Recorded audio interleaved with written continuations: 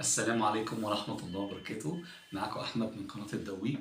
النهاردة يا جماعة كنت معدي من 21 وبعدين قلت أجيب فرخة مشوية. فراخ بتاعت المشوية بتاعت كناري.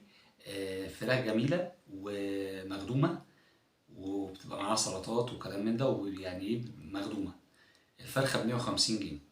طبعا كناري مطعم كويس والخدمة بتاعته كويسة. أنا مجربه كذا مرة وقلت المرة دي برضو إيه أقول لكم. مطعم كناري فاتح في الهانوفيل الرئيسي، وفاتح عند ال21، وفاتح عند شارع خير الله، ولسه فاتح فرع جديد اللي هو كوتا ده في الأزاريطة. طبعا أنا جايب فرخة مشوية. فرخة ما شاء الله، يعني فرخة كبيرة وزي الفل. ادي ربع صدر وورك. طبعا بقى معاهم الرز الرز اللي هو الخلطة ده زي ما انتوا شايفين. بيبقى فيه طحينة برضو وسلطات اهي. وده العيش بيدي برضو عيش مع الفرخة. تمام.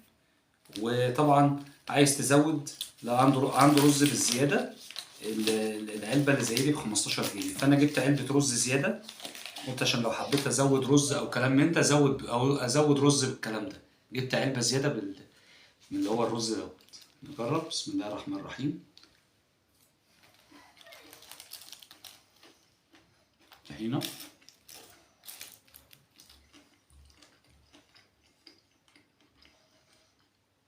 بصراحة الرز كويس والفراخ كويس، بس بالنسبة للطحينة ما اضحكش عليكم،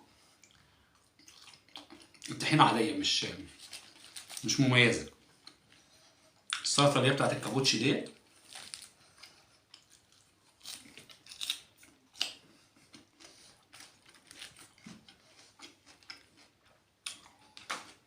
سلطة الكابوتشي دي كويسة. الخلطة بتاعت الرز دي، رز بالبصل، دي كويسة.